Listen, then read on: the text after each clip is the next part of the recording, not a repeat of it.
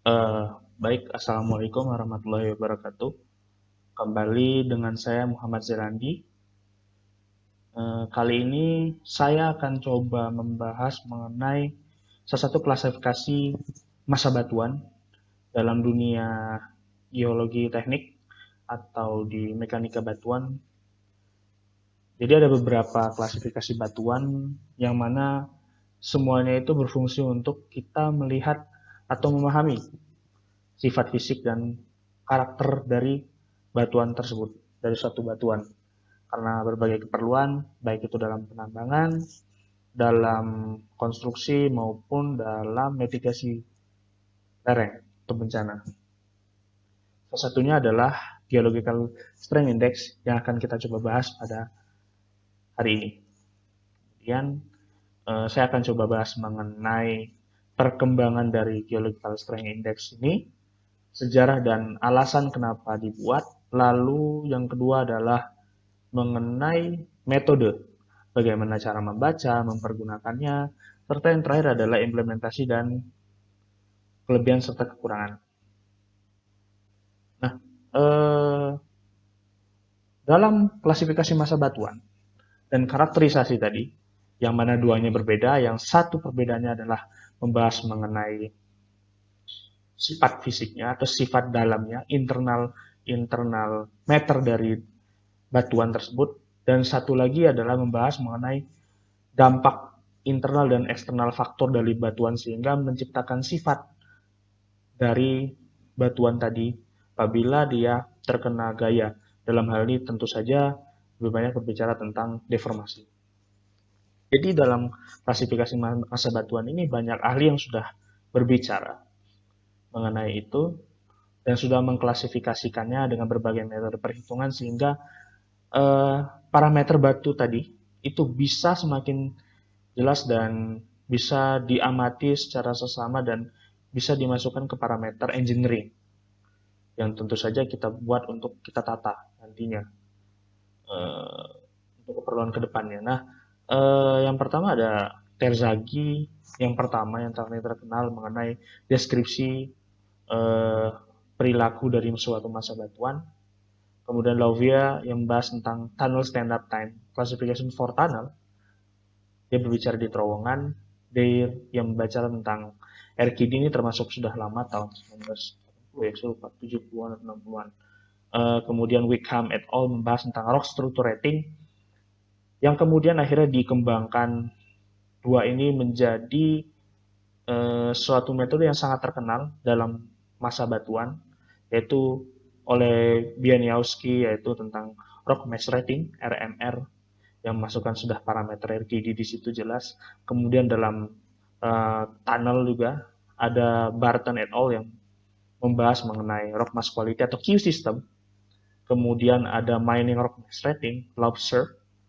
Ada Pearson rockfall hazard rating system dan juga ada RMI dari Palmstrom yang punya parameter kalkulasi yang cukup kompleks. Dan tentu saja yang paling terakhir saya kira muncul dan yang paling dekat dengan geologis karena parameter geologinya banyak sekali adalah Geological Strength Index dari Cook and Brown. Kemudian pengembangan dari si klasifikasi ini sendiri berangkat dari bagaimana melihat suatu massa batuan dari proses deformasi dan strength index-nya. Karena waktu itu RQD dan Q System tidak membahas itu secara sesama karena mereka lebih banyak melihat dari sisi kualitatif dan sangat sulit diinput ke dalam parameter kuantitatif, maksudnya dalam parameter yang secara jelas dan membahas tentang si strength index. Karena kan biasanya yang berbicara strength index itu di tanah, di soil kita bicara di morkolom. Nah, kalau di batuan waktu itu belum ada. Kemudian Hook dan Brown pada 1980 mempropos, kalau sekarang sudah diterapkan, mengenai klasifikasi atau tentang mengestimasi kekuatan dari si massa batuan yang punya kualitas terkekarkan atau jointing. Atau istilah lainnya diskontinuitas, memiliki diskontinuitas yang terkontrol oleh jointing, yang mana ternyata itu untuk melihat bagaimana pengaruhnya terhadap kekasaran, sehingga kekasaran tadi bisa menjadi interlock dari batuan, dari si massa batuan maksud saya. Kemudian melihat kondisi dari si massa-massa batuan tadi, baik itu intake rock, diskontinuitas, anisotropi, dan sebagainya. Dari Hook and Brown sudah masuk ke parameter itu dan menjadi sebuah nilai kalkulatif atau sudah menjadi nilai kuantitatif dalam diagram Moore, Hook and Brown yang sangat terkenal di mekanika batuan. Kemudian aplikasi ini tuh ternyata perlu banyak perbaikan. Kenapa? Karena dalam kondisi batuan yang very poor rock, atau dalam konteks ini dikenal sebagai batuan yang sangat banyak jointingnya, diskontinuitasnya banyak, itu akan sangat sulit diamati. Nilai Hook Brown-nya sangat rendah dan semakin rentan untuk malah menjadi failure atau mengalami keruntuhan. Nah, oleh karena itu akhirnya Hook dalam konteks ini coba berpikir bagaimana melihat suatu sifat very poor rock ini, kuncinya di sini, sehingga bisa dicapai nilai tertentu. Ternyata dia harus punya nilai yang bisa kita masukkan ke dalam parameter parameter perhitungan Hook Brown, dan juga punya nilai, berbicara nilai di situ. Sehingga nanti bisa dipakai dan tidak dikatakan bahwa batuan yang punya jointing banyak itu tidak ideal untuk menjadi suatu eh, lokasi yang tepat untuk konstruksi atau lokasi yang tepat untuk tambang karena dia akan mudah failure. Karena ternyata ada sifat dari si batuan, meskipun dia punya banyak jointing, ternyata jointing-jointing tadi bisa saling mengunci. Nah, itu konsep yang sebenarnya dipelajari di mekanika batuan yang kalau di klasifikasi lain dia tidak memandang itu. Dia malah akan menurunkan nilainya, tapi menganggap itu tidak serta-merta gitu. Belum tentu. Bisa saja mereka punya faktor kekasaran. Bisa saja ternyata jointing-jointing tadi pada set yang berbeda sehingga mereka tidak interconnected dan justru malah mereka saling mengunci satu sama yang lainnya. Oleh karena itu GSI itu dibentuk sehingga mempermudah dalam klasifikasi massa batuan dengan mengamati ini sifat geologi batuan. Tidak lagi dengan parameter sesar. Misalkan mereka bilang sesar itu nilainya sama, kedudukannya ketika kalian baca di RMR, nilainya sama dengan join, tapi di sini dia berbeda karena ada asesmen dari si geologikalnya. Next. Nah, ini perkembangannya dari dua faktor utama batuan, yaitu uh, strukturnya, dan juga block surface condition, kondisi blok dari batuan tadi. Artinya di situ ada sifat-sifat mineralnya, kemudian bagaimana cosi jointingnya, itu yang diamatin. Kemudian dia dimodifikasi oleh Somes dan Ulusai di sini. Dan kemudian pada 2001 Hook dan Marinos, keluarga Marinos, ayah dan anak waktu itu, dia melakukan penelitian di suatu tempat di Yunani yang mana penelitian ini membahas soal kondisi batuan yang saya jelaskan tadi. Ternyata batuan ini kondisinya jointingnya banyak. Mempunyai diskontinuitas yang amburadul, istilah bahasa Indonesianya, sehingga Hook menganggap bahwa secara teori RMR dan sebagainya pasti nilainya kecil. Ini tidak safe buat kita analisis kelongsoran. Pasti nilainya langsung down. FK-nya langsung di bawah 1. Namun, hal ini kan sangat berbeda dengan pemahaman mekanika batuan bahwa setiap batuan belum tentu. Batuan yang punya diskontinuitas itu akan buruk, memiliki kualitas FK yang buruk. Pasti dia akan punya ada faktor lain, misalkan block struktur surface condition-nya. Misalkan dia kasar, dan kalau dia kasar, ibaratnya kita menyangga dua blok seperti itu kasar, dia akan saling menahan. Nah, konsep inilah yang membuat Marinos dan Hook mencoba membahas itu dari sudut pandang geologi dan akhirnya membuat GSI chart. Dan dia berbicara kalau salah di Fleece Sedimentary Rock di Yunani. Kemudian dengan visual assessment. Kemudian untuk menunjukkan bagaimana parameter itu bisa dimasukkan dan memprediksi kualitas rock mass strength dari si batuan tadi. Artinya di sini dengan melakukan observasi kualitatif, mereka bisa menebak, oh ternyata batuan ini memiliki kualitas yang baik atau tidak. Nah, kenapa dikembangkan? Yang pertama adalah fiturnya untuk menjadi estimasi paling awal tanpa melihat kuantitatif. Karena kalau kita pakai semua data RQD, RMR, kita harus scanline, kita harus block fan, harus uh, window, mapping, window cell mapping. Dan itu kan kita butuh perhitungan, kalkulasi, kita butuh waktu yang lama. Dengan GSI ini kita bisa melihat langsung kondisi seperti apa, struktur seperti apa, kemudian hubungan antar batuan seperti apa, sehingga lebih mempermudah dalam observasi di lapangan. Tanpa harus menggunakan, misalkan kita harus RQD, kita harus drill berapa titik, kemudian kita sesuaikan perhitungan RQD berapa persen, dan sebagainya. Sehingga dengan Geological Strength Index, kita misalkan ke lapangan, sudah tahu, oh ternyata kondisi batuannya very poor. Kita harus encourage, endanger ini bahaya, kita harus pakai perlakuan tertentu. Dan ini adalah bagaimana kita membuat model dari Geological Strength Index. Diagram alirnya, pertama tentu saja adalah geological observation atau quantitative input berdasarkan indices dari massa batuan. Ini deskriptif dan ini kuantitatif. Yang kuantitatif akan kita bahas khusus, namun secara umum mereka akan berbicara di sini. GSI characterization, kemudian akan dibahas ke Hook-Brown. Lagi-lagi kita akan masuk ke parameter Hook-Brown, karena dari pengamatan geologi, deskripsinya yang dipakai, dan diplot ke dalam chart GSI, nilai yang didapat akan dimasukkan ke Hook-Brown criteriation, yang seperti lingkaran Moore-Coulomb, mungkin kita yang sering berbicara di tanah. Nah, kemudian dia akan didukung oleh data testing intake rock sample. Batuan intake yang kita ambil, kita uji triaksial, mau UCS, kita mau UCS atau mau Brazilian test dan sebagainya, itu mendapatkan nilai criteriation si batuan.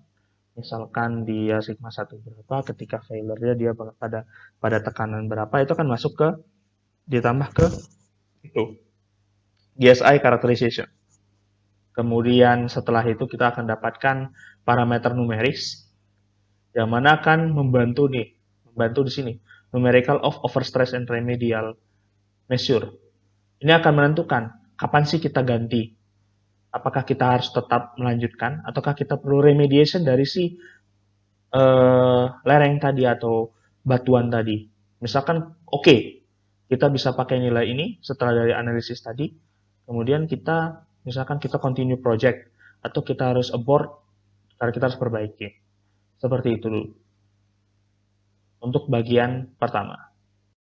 Baik, saya akan lanjutkan mengenai metode dari Geological Strength Index, cara membaca dan sebagainya. Di sini pada gambar ini sendiri terlihat bahwa ada grafik Geological Strength Index. Di sini ternyata terbaca ada nilainya 75% atau dalam range 75 hingga 55. Nah, dalam grafiknya sendiri, Geological Strength Index itu dibagi dua. Dari strukturnya di sebelah sini, yang kedua dari kondisi permukaannya, dari permukaan si massa batuan tadi. Nah, kombinasi dari keduanya inilah yang akan kita baca dan kita plot di dalam Geological Strength Index, yang mana terbagi dua, yaitu terbagi dari 0 sampai 100. Nah, kondisi strukturnya adalah bisa dilihat di sini, parameternya ada mengenai kondisinya semakin banyak struktur maka dia akan semakin di bawah, dan semakin masif dia semakin di atas. Kemudian di sini ada kondisi surface-nya very good, yang mana dia tidak terwetering, tidak terlapukan sehingga di batuannya masih sangat fresh, kondisi keras, masif, dia akan nilainya Geological Strength Index-nya 100. Semakin berkurang kualitas dari si permukaannya, semakin kasar, semakin banyak alterasi, atau semakin banyak lapukan, dia akan semakin rendah. Di sini dia bisa hampir sama dengan soil, tapi ini batuan yang sangat lapuk, belum soil. Karena kalau soil, dia tidak akan bisa masuk ke sini, dia akan masuk ke parameter yang berbeda. Namun ada kasus, nanti misalkan saya punya batuan yang very good, tapi dia terstruktur kuat, gimana nanti akan masuknya? Akan ada pembahasan lebih lanjut.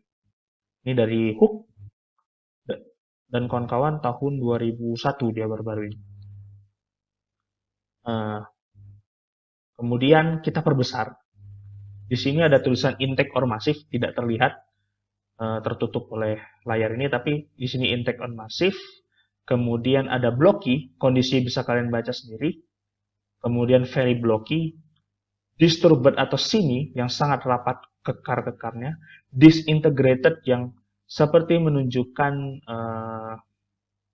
arah yang tidak menentu. Di sini ada deskripsinya heavily broken rock mass yang sampai membentuk breksiasi. Istilah mungkin disintegrated dan istilah breksiasi atau breksiasi satu masuknya ke sini.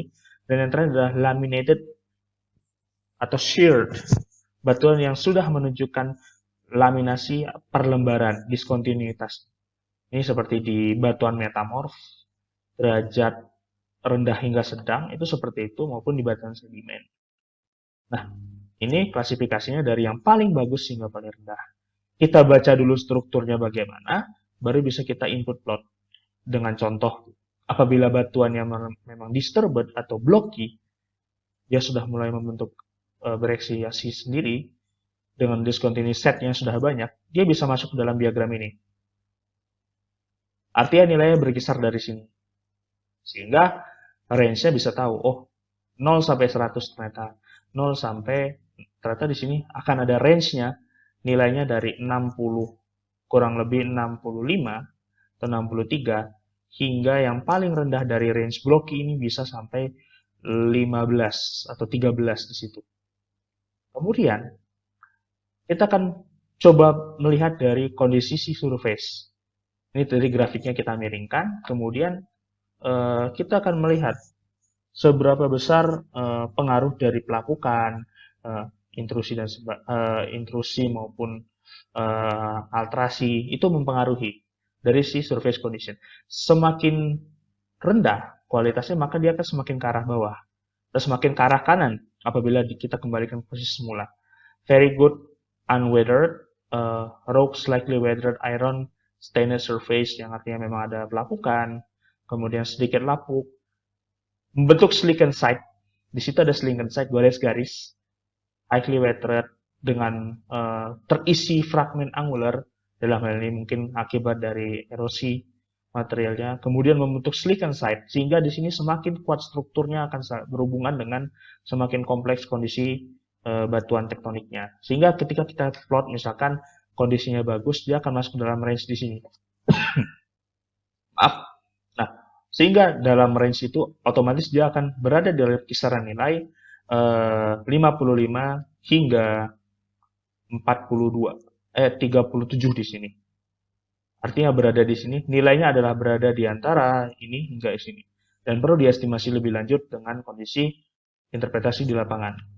Nah, metode tadi ini biasa dipakai untuk batuan yang terpengaruh tektonik. Jadi yang di sini, yang sesuai saya jelaskan grafik yang masuk ke sini, yang pengaruh tektoniknya besar, itu akan dinilai di sini. Atau di sini, dua ini, yang not available baru masuk ke sini. Karena dia tidak masuk parameter tertentu. Nah, ini dia akan dijelaskan. Di sini ada fresh, ini ada batuan sedimen yang terpengaruh dengan tektonik. Ada yang jenis A yaitu thick bed very block sandstone, dia akan masuk ke sini klasifikasinya. Ini adalah sandstone with thin interlayer of siltstone, ada lapisan-lapisan tipis dari si siltstone masuk ke B, begitu seterusnya. Di grafik ini intinya membaca bagaimana kondisi si batuan. Semakin misalkan ternyata pengaruh tektoniknya membuat si clay cell-nya tadi itu semakin bercampur mixture atau mungkin terlihat di zona melang, misalkan seperti itu, atau chaotic structure, ternyata dia akan masuk di nilai JSI-nya segini. Itu pada batuan yang tidak bisa dinilai dari penuh dengan laminasi. Batuan yang seperti yang tadi tidak masuk ke grafik tadi. Ini dalam konteksnya seperti itu. Bila batuan sedimennya tertektonisme, seperti di melang, di zona-zona oviolit dan sebagainya. Jadi pembacaan grafiknya masih bisa terinterpretasi. Ini salah satu contohnya. Yang atas ini sebenarnya nilainya di antara 80 hingga 90. Pada kondisi batuan ini yang bisa terlihat ternyata batuannya cukup masif sehingga mempunyai asesmen yang cukup aman, nilainya cukup tinggi GSI-nya. Kemudian di sini batuannya terjointing. Apabila kita lihat di grafik, dia akan masuk ke kondisi blocky. Dia cukup blocky, terlihat di sini bentuk join-join set yang cukup teratur, masih bisa terbaca. Kualitas batuannya pun masih cukup baik. Ini sudah mulai membentuk joint set yang sangat sulit, yang cukup blocky, malah bisa membentuk breksiasi dengan nilai GSI-nya 45 dari range demikian. Nilai tengahnya di sini, dan juga kondisi permukaannya sudah mulai mengasar. Mungkin ada beberapa yang sudah infill dengan mineral. Kemudian di sini sudah kaca, udah mulai chaotic. Istilah tadi mulai blocky-blocky yang mulai mixture, terlihat di sini, oh ternyata lapisannya mulai tidak menentu, mulai patah mematah, untuk blocky-blocky sehingga dia menurunkan nilai asesmennya menjadi 30 di GSI nilai tengah. Intinya seperti itu. Untuk metode numerikalnya sendiri, ternyata setelah kita mendapatkan nilai, kita akan masukkan ke Hooke-Brown criterion. Jadi setelah kita dapat nilai GSI tadi yang sudah dikembangkan, kemudian kita hitung di Hooke-Brown criterion. Bagaimana cara menghitungnya? Kita harus mencari principal stress-nya tadi. Metode ini sendiri biasanya digunakan apabila batuannya sangat mudah diindikasikan di mana lokasi atau stres utamanya. Karena yang seperti yang ditunjukkan tadi, semakin kasar dia akan semakin sulit kan. Namun dengan memahami GSI, nilai GSI-nya tadi kita bisa memprediksi. Nah, kuantifikasi tidak akan berpengaruh baik apabila dia terpengaruh oleh ini tectonically disturbed rock mass. Nah, sehingga hati-hati apabila dalam pengamatan observasi lapangannya dalam mengamati si batuan sedimen yang tertektonisme. Watt gitu. Ini perhitungannya ya di mana ada disturbance factor yang masuk ke D. Kita harus mencari nilai sigma 1, sigma 3, principal stress dari stereonet bisa didapatkan. Tidak terlalu sulit. Rock mass material konstanta itu nanti bisa didapatkan di perhitungan tertentu, ada perhitungannya. Kemudian ada S juga variabel di sini. Kemudian ada nilai A. Nilai A itu 1/2 ditambah 1/6 E eksponensial, artinya 10 pangkat eksponensial dari GSI dibagi 15 nilainya dikurang eksponensial pangkat minus 20/3 di situ. Jika nanti didapatkan, kita bisa plot ke Moore column. Ini nanti di plot di Moore column. Bisa dibaca lagi mengenai Hooke-Brown. Salah, bukan Moore column, tapi di Hooke-Brown ini perhitungannya dengan mengetahui maksimum stress dan minimum stress, kita bisa plot ke diagram Hooke-Brown yang setengah lingkaran itu. Mungkin harus bisa dibaca lagi mengenai itu. Kelebihan dan kekurangan. Kelebihan dari GSI itu ya pertama adalah bisa mengestimasi si rock mass properties-nya. Artinya bagaimana kondisinya lebih mudah kan diamati dengan melihat GSI, sehingga tidak perlu neko-neko, kita harus ke lab untuk bisa analisis. Kita tinggal perlu dapat data lapangan, kita catat, kita indikasikan, kita interpretasi, akhirnya kita dapatlah nilai GSI-nya. Kemudian ini geological adjustment, yang artinya akan sangat mudah digunakan di lapangan.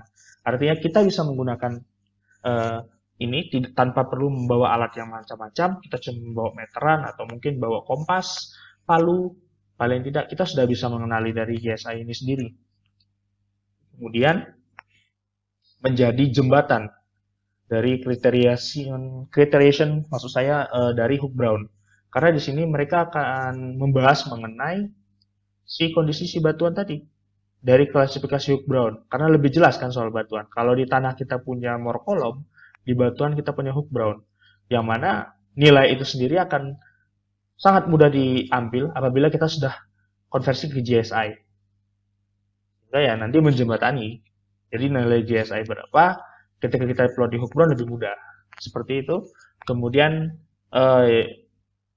memperdalam atau mengasah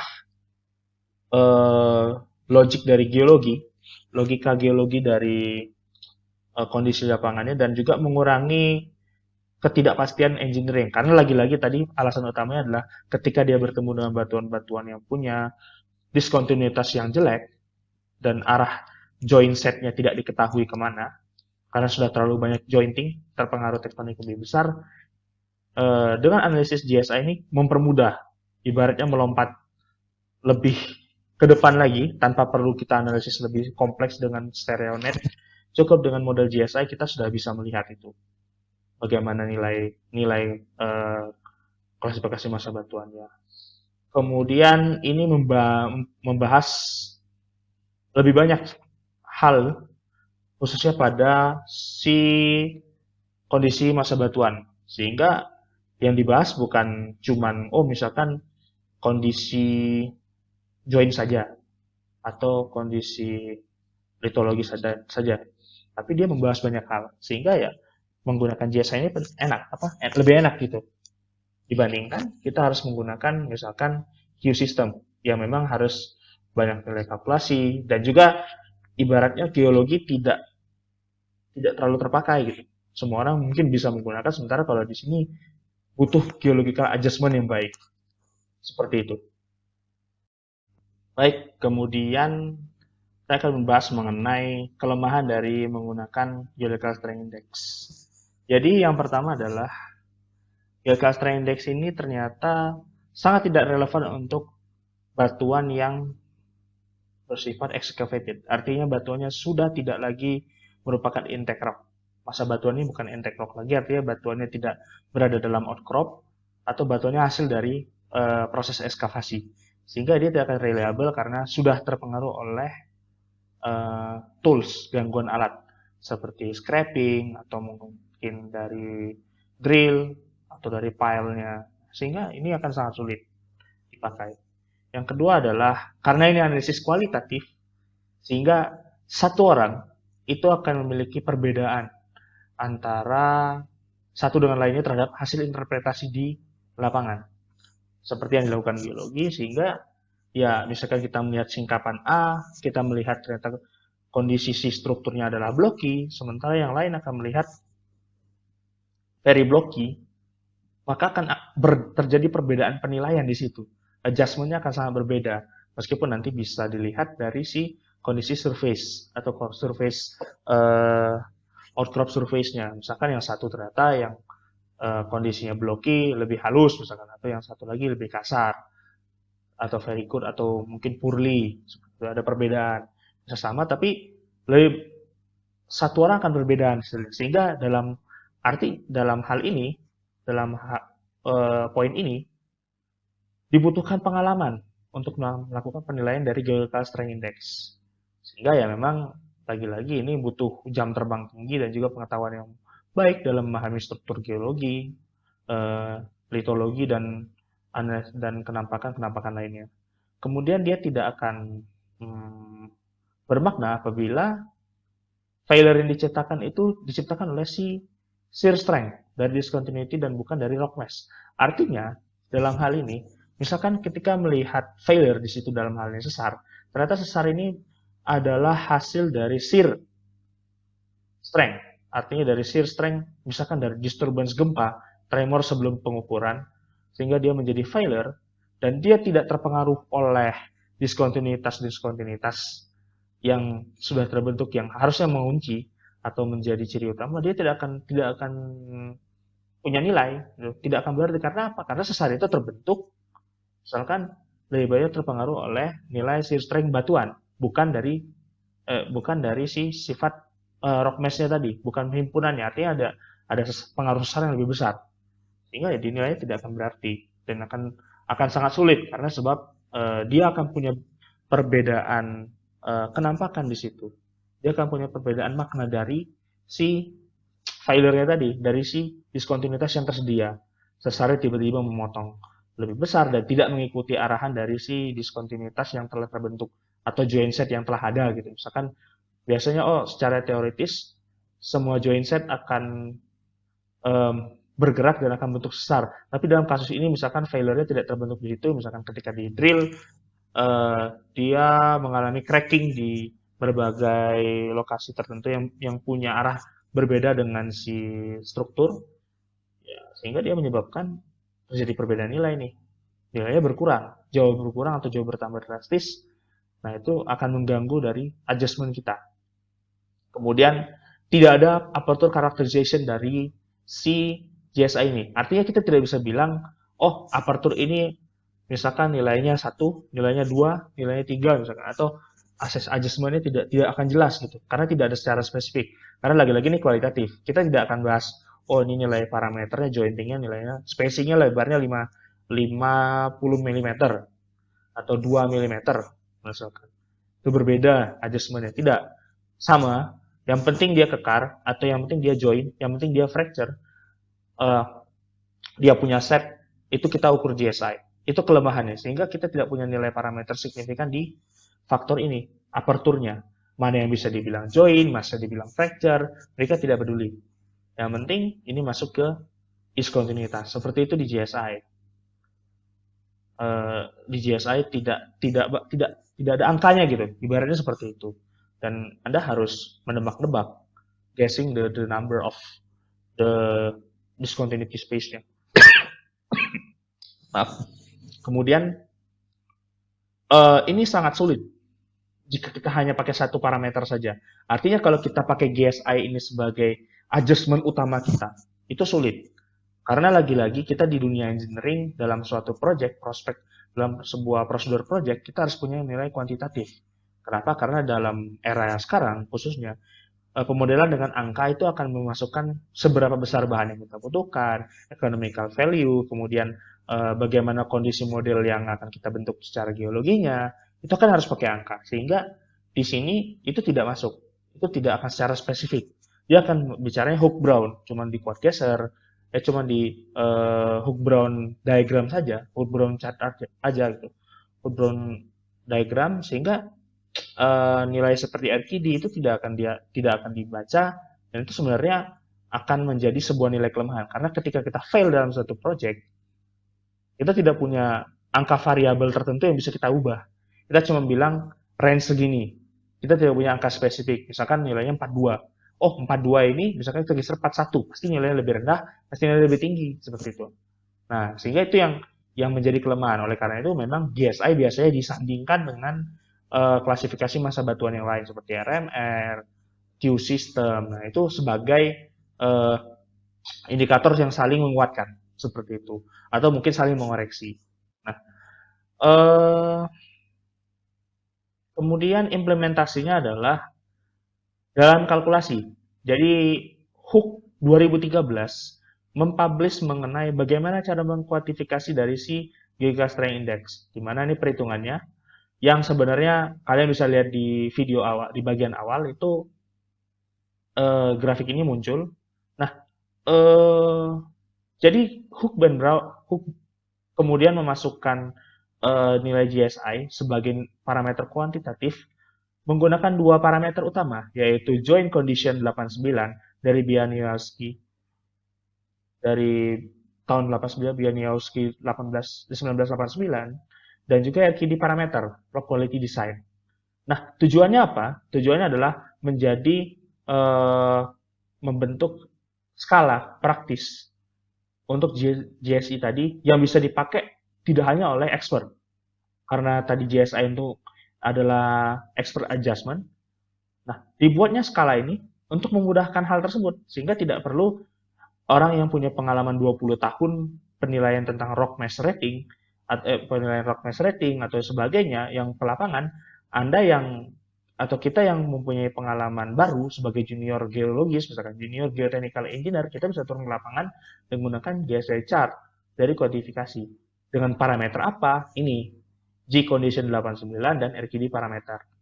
Dengan nilai parameter ternyata nilai parameternya bisa kita konversi, kita bisa kita dapatkan GSI dari ini, kalkulasi ini. GSI 1,5 kali dari G condition 89 ditambah setengah dari RQD, nilai RQD-nya dari rock quality design.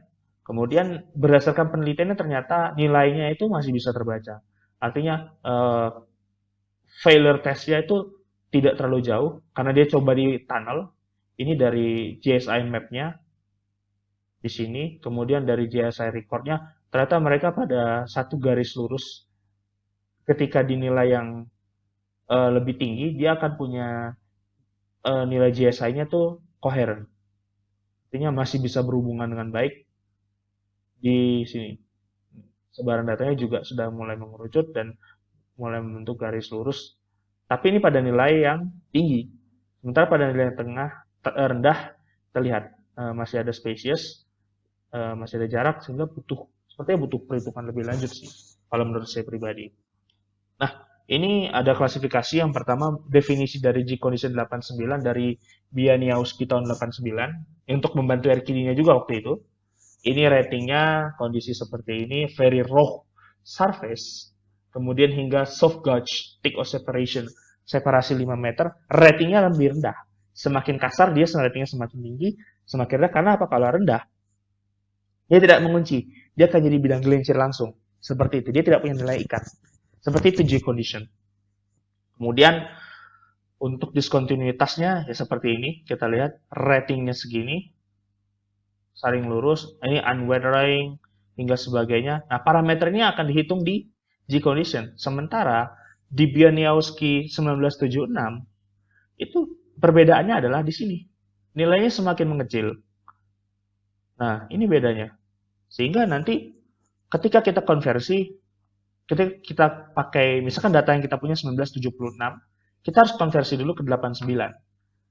J condition 89. Perhitungannya ada 2K. Biasanya perhitungannya adalah konversi J condition itu dikonversi nilainya akan berbeda. Kalau tidak salah saya bilang 2,5 dari J condition 89 itu adalah J condition 76 itu 2/2 dari 1/2,5 kalau atau 2,5 dari J condition 76 itu sama dengan J condition 89. Nanti coba dilihat lagi atau mungkin saya akan lihat di disclaimer atau yang lainnya. Yang jelas itu ada perhitungannya sehingga bisa dikonversi dan itu penting itu. Karena data kita akan berbeda. Kemudian ini penerapannya, ini adalah maaf tidak terlihat, ini adalah JR per JA. Nanti nilainya akan dimasukkan ke perhitungan di sini, GSI-nya. Untuk RQD, kita bisa tahu metode biasa RQD, panjang berapa, per 1 meter berapa sih error yang dihasilkan, harus persentasenya harus di bawah 90% ya. Itu kalau depends on contract sebenarnya. Tapi ini bisa menjelaskan, oh ternyata di setiap, ini dalam sini 200 meter, ini unrecovery-nya berapa persen, itu akan masuk perhitungan, dan sebagainya, berapa fracture, ya seperti biasalah kita menghitung RQD. Kemudian bisa kita plot di sini. Ini grafiknya. Di bawah adalah J condition, RQD plus 2. Kita tinggal tambahkan, oh ternyata misalkan untuk J conditionnya ada berapa, saling mempengaruhi kan. Data di sini nih. Data J conditionnya 20, RQD per 2-nya sekitar misalkan 13 atau 17 lah misalkan. Nah, ternyata di sini nih, oh ternyata dia masuk ke blockade disturbed, nilai parameternya adalah 30 berapa? 30. Seperti itu. Nah, ini kemudian Chai et al. Coba membahas hal yang sama. Melakukan kuantifikasi. Mohon maaf, ini judulnya harus saya ganti. Tapi yang jelas, Chai sendiri mencoba membahas mengenai perhitungan ini tahun 2004. Lebih lama karena dia nilai ini terlalu analitik. Sehingga dia butuh kuantifikasi dan dia melakukan dari dua hal, yaitu dari block volume dan joint condition factor atau GC. Kalau block volume, seperti yang bisa kita ketahui ya, itu biasa dilakukan dengan window cell mapping. Jadi dari blok 5x5 meter, itu kemudian kita lihat struktur-struktur di sana berapa set yang terbentuk. Itu baru dapat joint volume. Kemudian joint condition factor biasanya akan melihat kondisi joint setnya berapa, yang mulai alterasinya berapa, yang kompaksinya berapa. Nah, nilai ini tujuannya ternyata sama aja. sama saja sebenarnya, yaitu untuk numerical value, mengassessment itu. Nah, kemudian ini nilai perhitungannya bisa dilihat di sini, yaitu JSI sama dengan 2,65 ditambah 8,79 ln dari joint condition factor ditambah 0,9 ln volume block per 1 ditambah 0,015 dan sebagainya. Itu dari perhitungan Chai et al. Baik, sekarang kita akan membahas maksudnya apa sih soal ini tadi, block volume dan joint condition factor. Jadi di sini, maaf tidak terlalu terlihat jelas, tapi yang jelas di sini ada joint set, ada nilai gamanya di sini. Nah, ini menunjukkan bahwa ada nilai sudut antara joint set terhadap joint set tertentu lagi, joint set A dan joint set 1 dan joint set 2. Itu ada nilai perbedaan sudut, itu diukur sudutnya sehingga didapatlah nilai dari volume bloknya, yaitu S1 dikali S2 dikali S3. S itu spacing, jarak di situ. Nah, spacing di situ, jarak antara joint set 1, joint set A dan joint set B gitu, jaraknya berapa. Nah, itu dihitung masuk parameter itu. Joint set 2 ini jarak dari joint set 2 ke joint set 3, misalkan seperti itu. Itu dimasukkan, dibagi dengan sinus dari gamma sudut antara joint set 1 joint set 2. Karena joint set itu kan hitungan 1, 2, 3 gitu kan. Nah, ini joint set nih. Joint set 2 seperti ini joint set 3 dan sebagainya. Itu yang kalian harus pahami, yaitu tentang melihat bagaimana joint set dalam diskontinuitas seperti itu.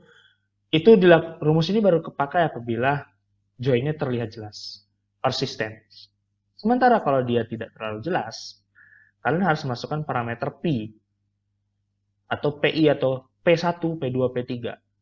Nah, apa sih P itu? P itu adalah pembagian dari ini, join length dari set 1, set tertentu, dibagi dengan L, panjang dari si rock mesh tadi. Artinya apa? Misal, kita punya blok, kita punya window block diagram, window map, window cell mapping maksud saya, itu misalkan sepanjang 10 meter, atau 5 kali 5 tadi, itu kan kita hitung dari panjangnya kan, berarti 5 dibagi 5, L ini adalah panjang dari si joint set 1. Misalkan joint set 1 punya panjang bloknya itu 7 meter, atau 6 atau 4,2 meter, biasanya lebih rendah lah panjangnya, atau karena dia blok jadi dia bisa lebih panjang, itu depends on observation.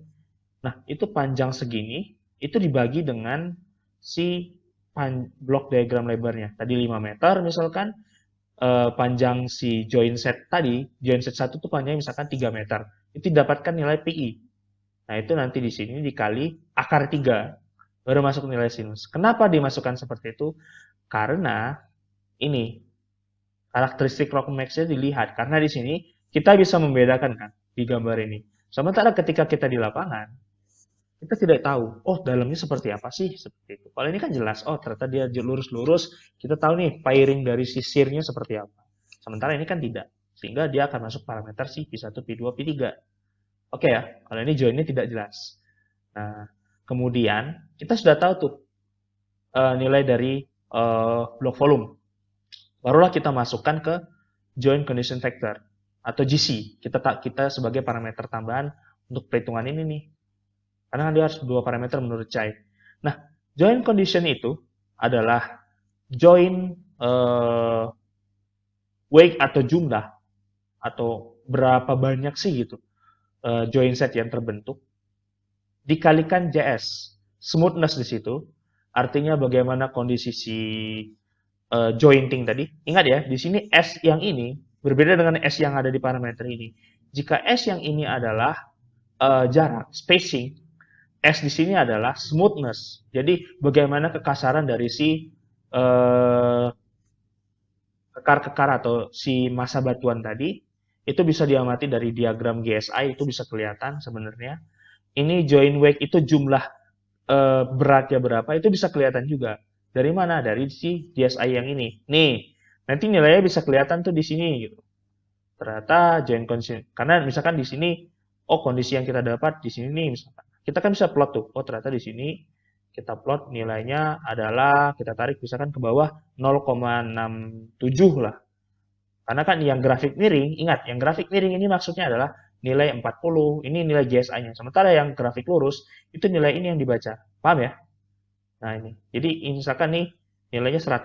Berarti dari sini ke sini ini nilainya 100 semua. Oke? Di blok volumenya. Kalau di joint condition factor itu misalkan 0,25. Ya berarti dia ke atas ini semuanya 0,25.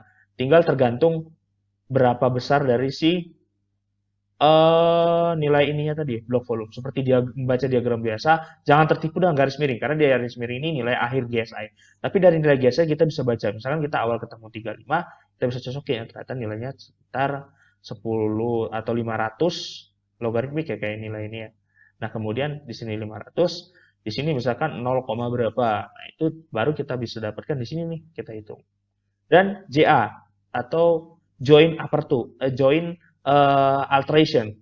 Kalau tidak salah joint alteration itu nanti ada parameter tertentu di CHAI dibahas. Kalau tidak salah dia bilangnya ini seberapa besar pengaruh si joint itu terisi oleh mineralisasi alterasi. Sehingga ini kan, oh ternyata parameternya lebih jelas kan. Sehingga kita bisa bilang bahwa ada pengaruh alterasi, kontrol alterasi. Sehingga kuantifikasinya lebih kompleks dan saya bisa ternyata oh ini quantified. Jadi orang biasa, maksud saya orang yang tidak punya expert adjustment di sini bisa berbicara banyak. Oke, itu dari saya. Kemudian implementasi yang lain itu dari Rockstop Stability di Sarawak, saya ambil dari Yau dan Rahim 2017, yang mana dia ingin melihat GSI value dari si endapan sedimen yang sudah menjadi slope itu dari flis, yaitu perselingan pasir lempung yang ada di Laut Dangkal. Dan sebenarnya si maksud saya Hook juga mempropos dari fenomena yang sama, flis sedimen, karena dia ada perselingan lempung pasir kan dan terstruktur. Nah, kemudian dia mengcompare dua. Jadi yang satu punya dimensi demikian, yang satu punya dimensi demikian. Kemudian GSI yang satu 38 dan 43. Ini dari grafik ini kelihatan. Yang artinya lerengnya cukup baik sebenarnya bagi